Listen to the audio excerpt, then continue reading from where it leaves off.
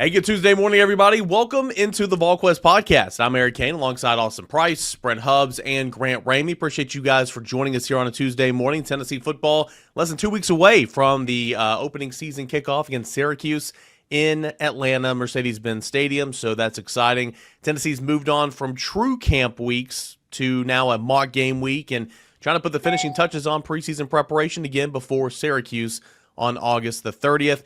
Brent Hubbs had the report Sunday nights, and again, it was never, as Austin would say, it was never a matter of if, it was a matter of when. Brent Hubbs reports on Sunday night that Tennessee's officially going with Joey Aguilar to be the starting quarterback to begin the 2025 season. Yeah, I think Austin's right. I mean, this is what everybody expected to happen. This is what was supposed to happen when you went on a quarterback scavenger hunt in April following Nico's departure. You wanted to go get somebody with experience who could come in and compete, and that experience you thought would be the difference maker. I wrote this on Monday. I think the part that I didn't fully grasp, Grant and everybody, was the fact that the coaches could be so hands-on with the guys in the summertime. And so that really cheated the learning curve or accelerated the learning curve for Joey Aguilar, if you think about it. He comes in May, goes through all the installs himself. Then he gets into June and July, and he's doing the installs with the coaches and the rest of the offense. So that's the second time he's put it in and gone through it in 6-8 weeks, and then he does it again at the start of the fall camp. We all wondered, could he grasp the offense quick enough? The reality is, with the coaches being able to be hands-on with him all summer long, that question was never really any doubt. And because of that, I think Joey Aguilar was not playing catch-up the way we maybe thought he was playing this massive game of catch-up, because there's so much interaction between coaches and players now in the offseason. Are any of y'all surprised at the timing of this? That I just kind of figured they just would never officially say anything and just leave it hanging out there, and we'd keep asking about it, and they keep doing non-answers and all that stuff. I thought Tuesday, Grant, at the latest for me, because I just did not see him doing this on game week, because that distracts from game week. So I thought that, Tuesday he might announce it if it didn't come out before then, and obviously, right, a couple of days before then. Yeah, for me, once you tell the team, you have to tell, it has to be announced, because look at what happened in Alabama. They told the team, and they were trying to hold it for a full week. and by that night, it was out, because, you can't hold it when you tell the team, because all the kids run and tell everybody, and they tell everybody, and soon enough, everybody at Bryant-Denny knows. Same thing here. Soon enough, everybody at Neyland was going to know. So, once he told the team on Sunday night, it was the right move to go ahead and and announce it, and they did it with a nice post, and Hubbs had it, and it was a shock to nobody, because at the end of the day, Hubbs is right. He was brought in to be the guy. Did it mean he's definitely going to be the guy? No, he had to prove he could do it. But Hubbs, we sit outside the complex on Friday after the second scrimmage, and we had multiple players walk by and reference while they were on the phone to somebody, he was the best quarterback out there. And that tells a lot. The players saw it with their own eyes. Well, and I think because of that, Grant, is why the timeline was where it was. I'm with Eric. I did not think that Josh Heupel would go deep into game week and not announce it. And I don't think he wanted that necessarily to be the news on game week. But could it have gotten accelerated a day or two or a few days because of how he performed Friday in the scrimmage? Yeah, I think so. I think Joey slammed the door on Friday in the scrimmage. And I think he had the lead going in. Don't get me wrong. I think he had the upper hand. But I think based on the way he played in the scrimmage on Friday, to Austin's point, guys, and creating some buzz and about how he played and what people were saying afterwards, I think it made it easier to go ahead and do it and end it on Sunday. I don't know that Josh Heupel had Sunday penciled on his calendar when camp opened that he was going to do it that day, but I think that he was going to do it the first opportunity he could when the race was over, and I think the race ended on Friday. I think Joey Aguilar ended any thoughts of it being anybody other than Joey Aguilar with the way he performed Friday in Neyland Stadium. I think it's important too, because something we've talked about. You now go into this this mock game week, then you have game week, and you don't have to divide up the 1 reps anymore. I mean, Jake Merklinger or George McIntyre, and I want to get to their stances here in a moment and kind of what they're going to enter the season as here in a moment. But nobody's splitting reps of the ones anymore. It's all Joey Aguilar. And I think that's important, Austin, because again, you're going to start implementing game plan for Syracuse this week, and it's important to not take anything away from the quarterback who's going to be out there with the first team offense. And so he's going to get all these reps, and that just makes sense. Again, you're getting closer and closer to game week and closer to kickoff. I mean, Aguilar needs all those reps for himself and obviously for the game planning purposes. Yeah, tomorrow will be 10 days until kickoff. So, I mean, you want to go ahead and expedite that. The question for me is what does he do with center? Does he go ahead and announce center when he meets with the media later today? Or does that one play out a little longer than maybe the quarterback position did? Because, I mean, to me, they work hand in hand, because each play starts with, both those players. So does he go ahead and pull the trigger and name a center, which most people think it will be Sam Pendleton? Or does he wait a little longer on that one? Either way, I think the more you can get into, okay, here's who we have. Here are our starters. Getting Braylon Staley back this week, it would be a massive deal. Mike's obviously getting healthier. Razzle's getting healthier. Looks a little more like a healthy football team or a healthy-ish football team than it did a week and a half ago. So the more you can kind of simulate what he's trying to do with Mock, being for a week from now, I think the better. And I think that probably, to me, translates to him doing something with the center this week. But, I mean, who knows? Yeah, I don't know that he'll announce a starting center, because then if he announces that, then, I mean, are you going to – the follow-up question is, well, who's your starting right guard? Okay, well, who's your starting slot receiver? I'm already thinking about the graphic I'm going to make for the starting center. Who's your starting safety opposite Andre Turntime? I don't think I think the quarterback position is the only position that they were going to announce. But what I do think is funny, Grant, is, and I agree with Eric in that you want to get your harmony and you want to get your first team reps and everything. But if you didn't name it and you asked the question, the following answer would be, well, we go so fast paced in practice and we get so many reps and so many snaps in, it doesn't really matter that one guy gets more. We try to keep it even all the time anyway between our quarterbacks. So it's really not a big deal that somebody is not getting more reps with the ones than somebody else in the middle of a quarterback competition. Whereas now, I think the talk will be, getting your harmony, getting your cohesiveness, getting all those things put together. It's all dependent on how what your answer, your spin is based on the direction that you're going with things, which I think is always, entertaining. But that's a whole different side note to begin with. I do think getting him as many reps as he can with who his receivers are going to be, if they're going to be healthy for the first time all fall camp as a group next week or this week, is an important thing. Now, I didn't ask that question like I was surprised. I thought, like everybody, that it was going to be an upset if it was not Joey that was your starting quarterback, because of what Hub said to start with. You went out and got this quarterback and brought him in here for a reason. But at the same time, he's Mr. Brackets on the depth chart every, leading into that first game week. I mean, what's the over-under set for Brackets on that first depth chart? That OR count's going to be up to 21 and a half? At least. You're taking the over? You're taking the over on 20? I'm trying to set one that makes people go on both sides. Well, I'm taking the under. Right? I'm taking the under. I think there's going to be a lot more no ORs than ORs this year.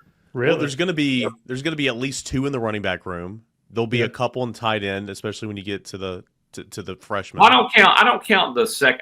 Here's the thing. I don't count the backups. If you're saying Van Dorslayer or Brame, I'm not counting that. I'm talking about.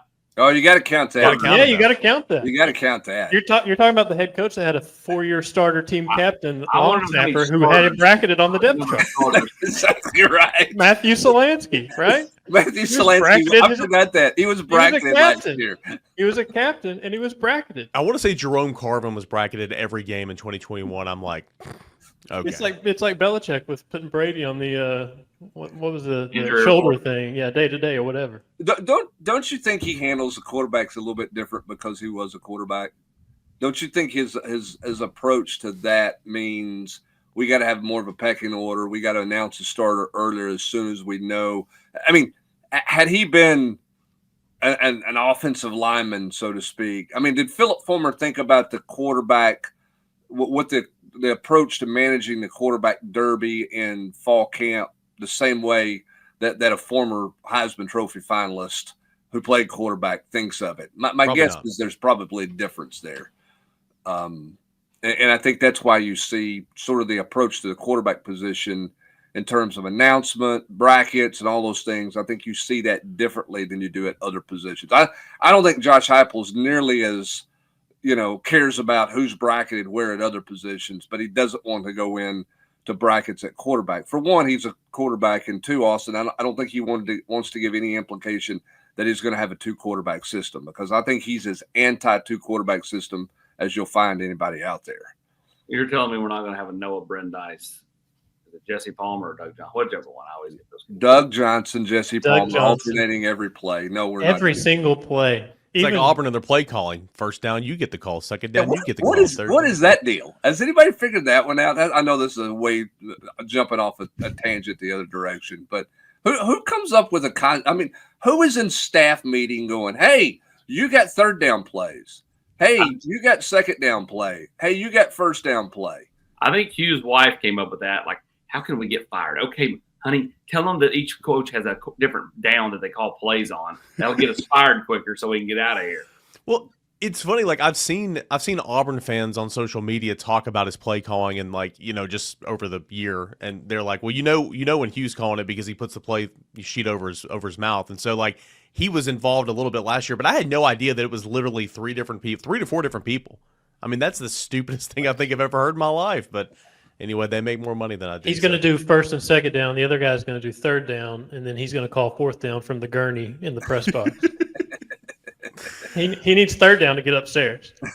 Back on track, though, that leads me to my next point. Now, obviously not trying to be Debbie Downer or anything, but I mean, how long of a leash does Joey Aguilar have? I think Joe Milton had a long leash, right? I think Nico was never coming out of the game unless he was hurt. How long of a leash does Joey Aguilar have, would you guys think? Not as long as players, but I think that he's going to get every opportunity to be the guy. I don't think that if Tennessee's sitting there with 3 points halfway through the second quarter, I don't think they're going, all right, let's get Merck in series. I'm with Hubs. I just don't think that Heupel thinks that way. Yeah, I mean that's my inkling, is that it's a long leash because he's made his decision. This is his guy, and this is who he's going to go with, unless it just gets really bad. I mean, if he throws multiple goofy picks or something like that, I mean, does something really goofy. But I mean, I'm with all. I don't think if you go into the half against Syracuse and it's a 10-10 game or it's a 7-3 game that you're going into the locker room and, hey, we're going with somebody else here, unless, and this is the part of we don't know, unless he's just missing, unless he's just overwhelmed for some reason. And Grant, I can't imagine that would be the case given his experience, that you would be sitting there and on a headset going, wait a minute, what formations he got us in? Like, what are we doing here? And like he looks lost. He looks overwhelmed. He's throwing, dumb and he would have to be, I think, really poor, not just to the visible eye of fans, but also in how he was operating things that we don't always grasp, for them to go into a decision-making mode where they would go somewhere else. He would have to force Josh's hand, basically. To me, he would have to leave, no other choice, no other option. Like he's got to do something here. Yeah. See, Grant answers that in 12 seconds, and I rambled for 45 seconds. Well, the thing with Joey, and we've been dissecting the interception numbers since the day he was on Tennessee's radar. Because people look back at Hendon's numbers, and he had 63 touchdowns and 5 picks in 2 years, and that was insane. But Hendon didn't have a defense that could support, turning the football over. If Joey's got a version of the 24 defense with this 25 defense, I don't think it's going to be hard to match that 24 defense. But if this defense plays as well as it can, the ceiling that it has, he can, Hendon could have turned it over. He could have thrown 15 picks in 22 if he had a better defense, if he had a version of that 24 defense. Like Joey, there might be interceptions there, but if the defense makes it stand up, it's not going to hurt you as much. I think he's got to absolutely force Heupel's hand. Like, you have conviction in who you're picking, stick with that guy until you have no other option. So what's the plan for Jake Merklinger and George McIntyre? Obviously not beginning the season as a starter, and you guys have said it several times that you believe that, if Aguilar were to miss extended period of time, they probably both would play. But Austin, do you feel like entering the season, Jake Merklinger is probably the quote-unquote 2 Yes. and George McIntyre is the 3? Yes. I think that's the way to go. I think that's how coaches will play it. I just will be shocked if it was any other way, because at the end of the day, I think George – it's fine being the 2. George is fine being the 3. George would be fine being the 1. Like, nothing's water off a duck's back for George. Like, I don't think he really gets rattled by any of it. Whereas, like, if you made Merklinger, if George was the 2, Merklinger was the 3, I just think potentially Merklinger goes in the tank. Like, because, I mean, he knew this was his one shot to win it. He did not win it.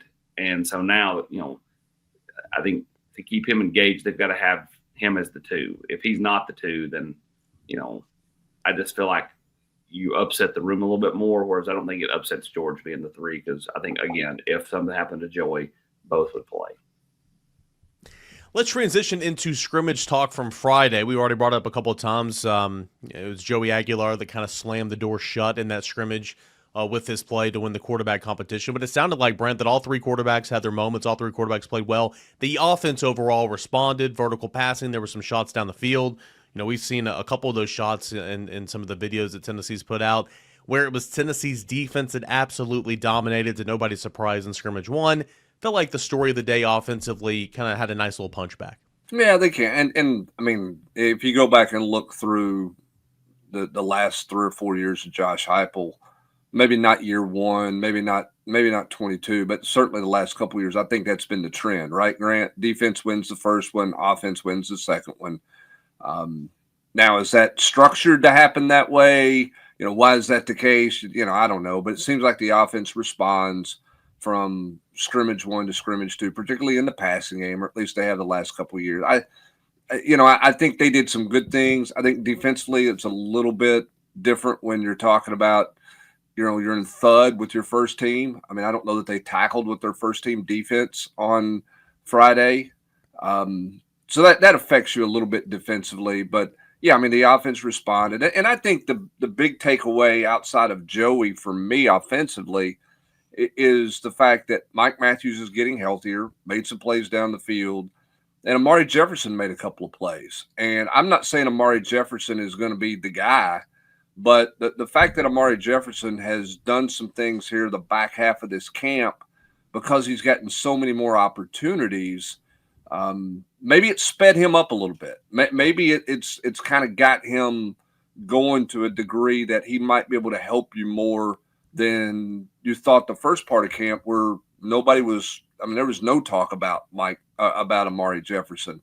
Now there's a little bit of talk. Again, I don't think he's going to come out and go for 700 yards and 40 catches or anything like that, but maybe he is the guy who can help you more than you thought he was going to be able to help you 2 weeks or a week and a half into fall camp when he wasn't talked about much at all.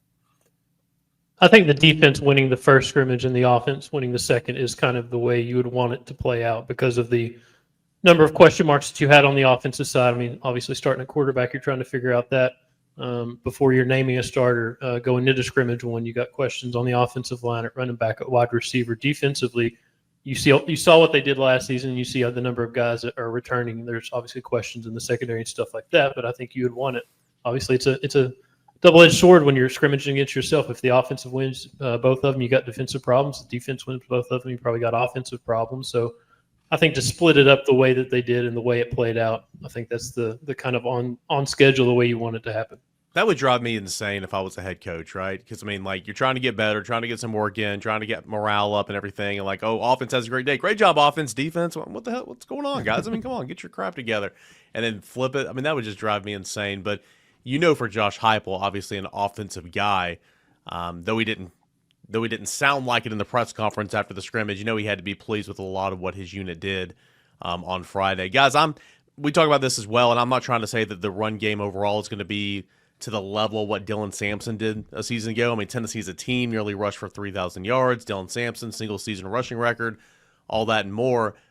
I'm just so intrigued how this group and how Darrell Sims is going to divide up carries because Deshaun Bishop, Peyton Lewis, they deserve to carry the football a ton. Star Thomas deserves to carry the football some. I mean, Dwan Morris, I think he's probably fourth in the pecking order, Austin, but man, he's had a really, really good camp. This running back room, the depth is just very impressive, and I'm so intrigued to see how they're going to go about the work share, the rev share back there in the backfield. I agree. I mean, after a year ago, watching, Darrell Sims kind of go with just one main guy and then sprinkle in Deshaun Bishop a little bit or a Peyton Lewis or whatever.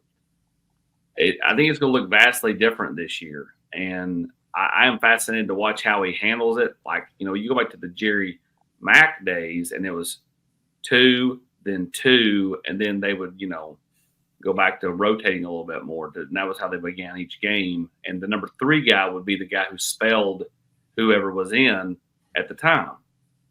So now, like, how do they rotate? I mean, let's say Deshaun Bishop comes in and he gets off to a hot start. Like, do you automatically go right to Peyton Lewis just because you kind of have a design pecking order, or do you stay with the guy that's hot? I mean, I'm fascinated to watch it.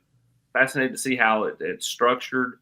I mean, I do think in the second half it'll just be kind of whoever's had the most success, whoever's seeing it a little bit more clearly that day will be the one that gets a majority of the carries, which is natural. But just the overall, I think it's going to be fascinating to see because, again, and we've talked about this leading up to this first game against Syracuse, Josh Heupel's scheme has allowed now 3 running backs to go over 2,000 career yards in his 4 years here. And you feel like that this team's got some really nice backs, and they're different. Peyton Lewis is that big bruiser. Deshaun Bishop's kind of a mid-level guy. Star Thomas, maybe mid-level guy. And then Dwan Morris is kind of that little jitterbug who, again, has put on weight and is up about 200 pounds, which is great for him. I'm just fascinated to kind of see how this room stacks out once we get maybe to October. Well, here's my question, Grant, with the running back room. What did Darrell Sims learn last year that will cause him to adjust how his rotation went? Because here's the thing. He rode Dylan Sampson, but he rode him so hard. Dylan Sampson was beat up in November. I mean, and I know he had the injury in the Vanderbilt game that affected him in the playoff game. But, I mean, there was so much talk about how much he was living in the cold tub and rehab and what he had to do on Sundays to try to start the process of getting his body back ready to go on Saturday. Does Darrell Sims take that experience and go, you know what, I'm not going to beat a single guy up. So I am going to, by design, rotate more and maybe not play dead into the hot hand unless it's in a big game, in a critical situation type deal. I'm going to be interested to see what Darrell Sims learned last year coaching backs in this league, how he uses that to manage this core of guys this year. Yeah, I think maybe chasing a single season rushing record might have factored into that November workload and how much they're putting on them. Certainly did in the Vanderbilt game. I think there's no doubt. On Dylan Sampson, for better or worse. I don't think Darrell really has a choice going into this season because you don't have anybody that's proven to you that they can carry a Dylan Sampson workload or provide that Dylan Sampson level of production. I mean, if you do, that's a great problem to have. Ride that guy for 2,000 yards or whatever, 1,500 yards, whatever you can do. But at the same time, like Austin's talking about, when this Heupel offense is in rhythm and when it's creating the spacing that it wants to create, you give them the benefit of the doubt that the run game production is going to be there because we've seen it since 2021. We've seen it with, fill in the blank running back that's back there producing. It doesn't matter really who it is, that somebody's going to be back there getting yards and they're going to put up good numbers in the run game. But yeah, it's going to be interesting to see what this rotation looks like and how it plays out, not only in September, but like you're talking about into November, into the later portions of the year, and kind of how they ride those guys and who gets the most looks back there. Let's flip over to the defense. And I think this can evolve certainly until they kind of figure out the groove and the pattern they want to be in. But kind of on that note, how many linebackers, Austin, do you think William Minge is going to play? You think he's going to play 4? Can he go 6? I think 4 for sure. Are those 2 freshmen going to be in the rotation? Going to split the middle, Eric. I think he's going to go 5. I think it depends on how the game's playing out. Against DTSU, he's going to play as many as he wants, right? Yeah. But as far as Syracuse, I think you look at your first 3, and then I think you look at Jordan Burns, and then which one of those freshmen gets in the game.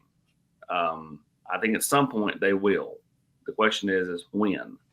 I think, is it a big moment? I mean, he's not hesitated, and BJ was a little like this too, but Inge has not hesitated to put a player in there that, you're like, man, this is like a crucial moment in the game. There's a freshman in the game. Yeah. I mean, like he just, I think if he feels like they're ready, just shove them in the deep end. So I would say definitely 4, but I think probably at least one of those freshmen gets in the game coming up next Saturday.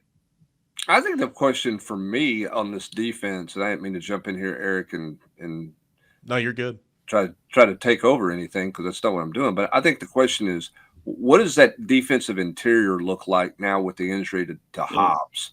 Yeah. And how, we don't know how long Hobbs is going to be out. Now all of a sudden, Ethan Utley, this is no longer, hey, we're going to sprinkle you in here for 15 snaps to get your feet wet. And Isaiah Campbell, we're going to get you a little work here.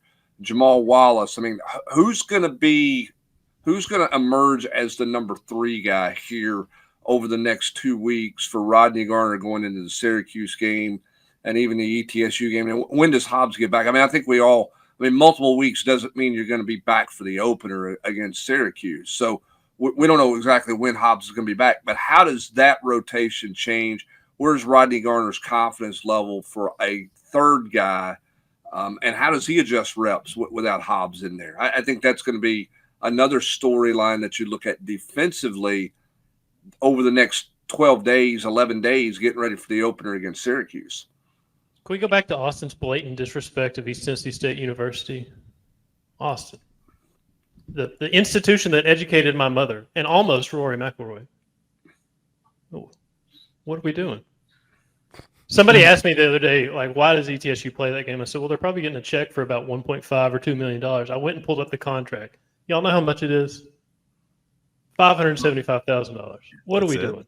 What are we doing? Yes, what are we doing? That's it? ETSU, you got a bargain better than that. But for ETSU, how much is that money? How much is that value worth to them? 5. I mean, I agree. You should get more. Well, it's also probably signed in like 2005. That's probably was when money was a little bit different. It's also the alma mater of Keith Mr. Jennings, Ryan Lawson, and one Brennan Webb. See, and you're disrespecting Mr. Jennings. # Buck, yeah. Do you Smoking think lad threw up for East Tennessee? That's right. Do you think that Josh Snell is down the pecking order right now compared to some of these other guys who, honestly, Brent, during spring you didn't know if you can count on because of injuries? Jamal Wallace, Nathan Robinson. Where does the transfer Josh Snell kind of factor in the interior? I think that's a great question, and I don't know the answer to that. I mean, I think that it certainly feels like Austin, the 2 freshmen have certainly jumped into that comfort level and category. Now, they were here for spring practice, and it takes a little time to get adapted to Rodney Garner's way of doing things. But does this force Josh Snell up the? I mean, does he have to go more now? Do they get more out of him now, or is this going to be more about the freshman? I don't know the answer to that question, because I thought Josh might create at least some chatter, if you will, during fall camp, and there's just not been a whole lot of talk about him at all, Austin. No, I think Utley's definitely ahead of Josh. Wallace is to me the most intriguing one of the 2. Of the Grand Valley State kid, and of course, Jamal's coming from being a redshirt after coming from JUCO. Because I mean, he was, I won't say left for dead, but I mean, there was a strong notion that he medically might not be able to compete, and all of a sudden, he's had a really nice fall camp. I mean, he's gotten some praise from Rodney Garner when we've been out there on the practice field. And the one that I'm watching is Nathan Robinson, because he's been perpetually injured, injured again in fall camp. When can he be back? He's got that, was it thumb or whatever else? I mean, is he going to be eligible to play the Syracuse game? Because, I mean, to me, he is a key without David Hobbs for a few weeks. Yeah, I just don't know that you can look at that and go, okay, yeah, that we think he's going to be a key, because I don't, and I'm not knocking the kid. I think he's a great kid. I think he's a talent. It's just he's had everything under the sun seemingly wrong with him, and I don't know how you can sit there and go, okay, we think we're going to get 30 snaps or something out of that, because I mean, he's just had a hard time getting through practice, much less getting to the game field. Yeah, I think Wallace is intriguing, and can Wallace be? Grant, can he be a little bit like DeJoun Terry? a guy nobody really talked about a whole lot. And you look up, he's made a play or two here. Now I know Terry transferred on and took more money, but can he kind of emerge as sort of that type of player that nobody really ever thought was the most productive or a really good guy, but you look up and he made some plays here and there and he helped you out. Can he be that type of player? Or is it going to be the freshman? Or Don Bailey, do you slide inside and line up next to Bryson Easton? So, I mean, there's some flexibility there. I think the question is, what does Rodney Garner think is the best route to pursue, creating whatever you need to until Hobbs is back? And what is it you need to create? Is it an experienced guy like Bailey sliding more inside than normal? Is it forcing a freshman? Is a Wallace a surprise? I don't know. I think I will be curious to see who the first tackle to go out there is beyond the two starters in that Syracuse game. It's a good place to have options, especially when it was a camp where there wasn't a lot of catastrophic injuries. Like you got out of the two scrimmages without, obviously Hobbs, you'd rather have them than lose him, but it could be much worse, and we've seen it be worse in the past. But I think it's a good place to have options. And maybe the Josh Bell stuff is just more so that there are other guys that have been worth talking about, better stories, surprises. Maybe it's more about those guys and less about him. Also, last time I checked, Josh Snell weighed like 250, right? I mean, I think he weighs more than that, but like he needed to put on some weight when he got here to Tennessee, and he might not be weight-wise where anybody wants him to be right now. Just an observation. Yeah, I think the other, as you roll out of camp and roll into mock week and game week, whatever, where do you feel, and everybody, Eric, I'll start with you, as again, I try to take over your podcast. Where do you feel better about Tennessee's depth than you did the start of fall camp? What do you like depth-wise? What concerns you more depth-wise about this team as they roll officially or out of camp mode and into mock game week mode? Surprises or what I feel good about that maybe I wouldn't have, 1, 2, 3 on the pecking order entering fall camp, and we've talked about it a ton, would be tight ends. I mean, I just 4 guys that I think can really play. I think Deshaun Brame, and from everything you've heard, he's, the transition into this league and into the, inline stuff has been kind of where you want it to be. So I would say tight ends you feel really good about.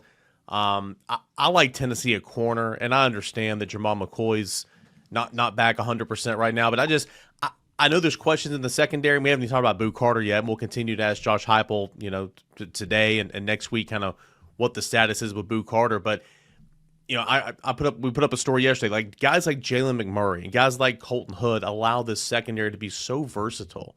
They have so many different options. They have so many different ways that they can make it work. And I feel really good about that group just because of the versatility of those two guys, even though, Jamal McCoy's not going to be healthy to start the season. We'll see about Boo Carter. So I like that. Concern, obviously, at points in times, obviously wide receiver, but you feel better about wide receiver now than you did 2 weeks ago, certainly, with Brazel getting back healthier and Mike Matthews getting healthier. And it sounds like Braylon Staley is going to be on the practice field, getting ready for the opener. So we'll keep tabs on that one. I still don't know about safety. I talked about the secondary a second ago, but, Andre Turrentine's played a lot. He's never been a game breaker to this point. And then you just have no clue about Idris Farouk and Caleb Beasley. So wide receiver safety, still kind of anxious to see what that looks like, but feel really good about tight end and corner. Anybody else? Grant? Running back, because of what we talked about earlier, like you just have to see this offense struggle in the run game to really think they're going to struggle in the run game. And, it's camp and everybody's had a great camp and all this stuff when you're talking to coaches and all the press conferences are happening and stuff like that. But it sounds like they have options that they like back there. And you just expect in this offense that the run game's going to be there. So I think I feel better about running back exiting camp, entering mock week or whatever it is, compared to the start of camp in the offseason. Austin, how much does Ty Redmond's emergence at corner change your thoughts on the secondary in general? And maybe the fact that you're not having to bounce Jalen McMurray back and forth, that he could just be the star. Maybe that affects kind of where you are with Boo Carter, fair or not fair. I don't know. What are your thoughts there?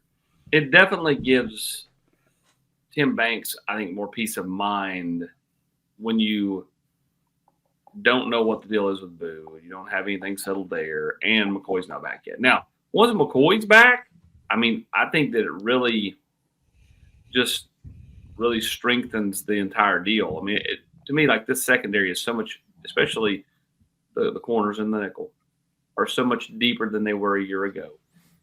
You don't feel like an injury is going to hurt them because the addition of Colton Hood, the emergence of Ty Redmond.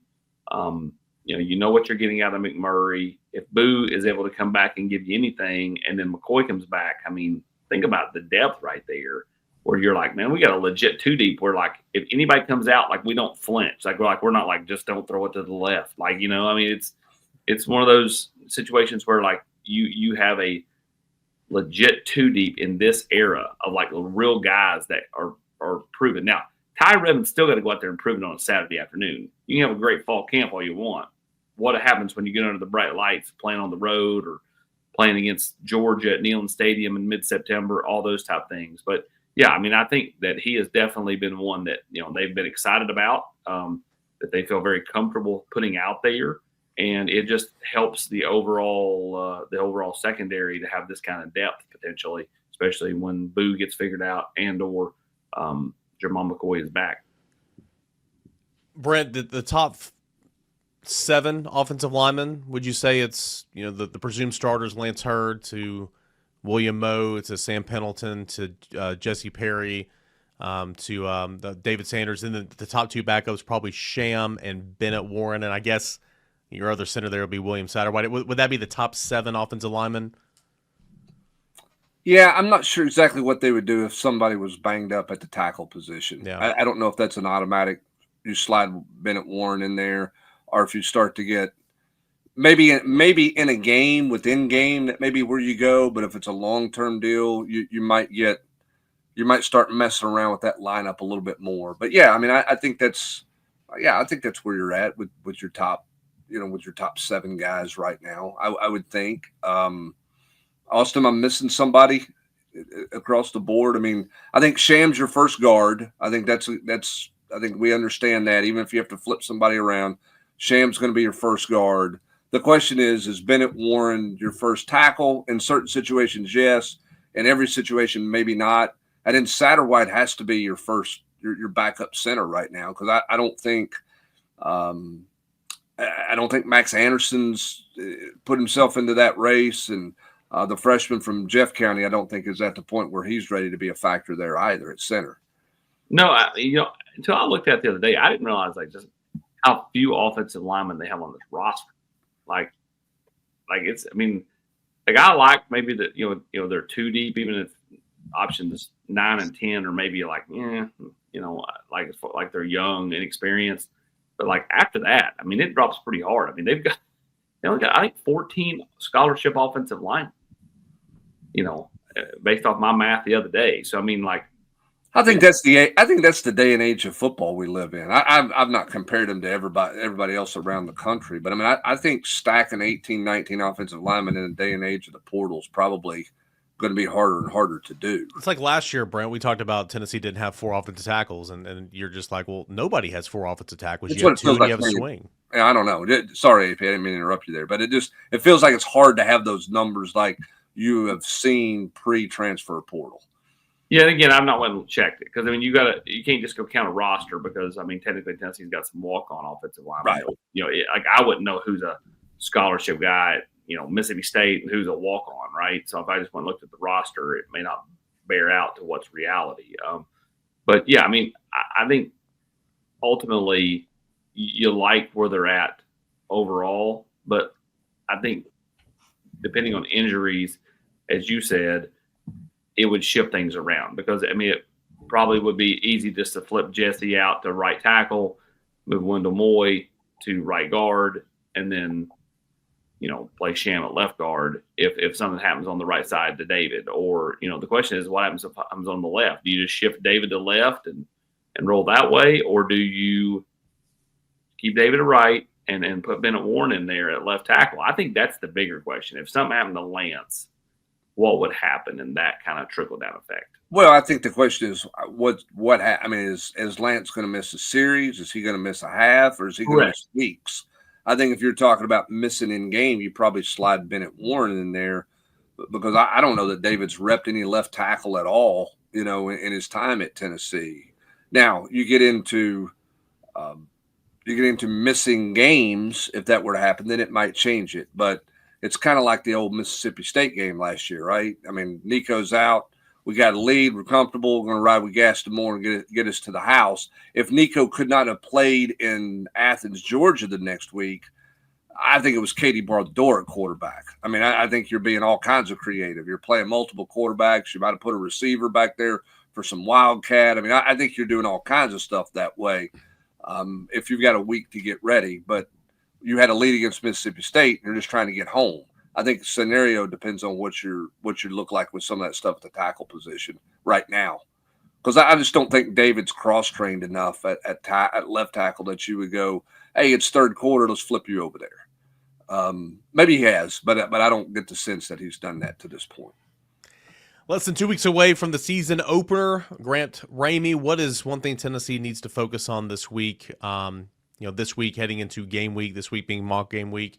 What does Tennessee need to focus on now between kickoff to be as ready as it can be ahead of the opener? I think y'all made a good point with the no longer splitting reps. Like Joey's your starter; he's getting all those reps at starter.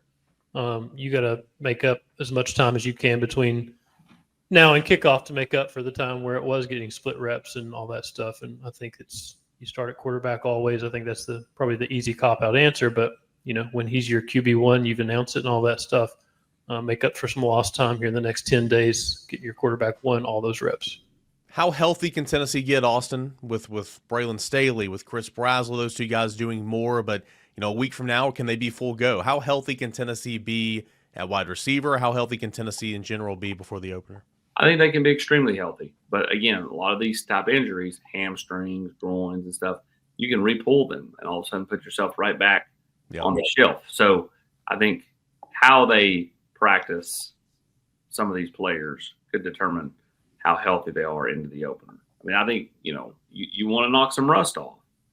And Staley's got to go out there and prove that he can go and not, re-pull the hamstring.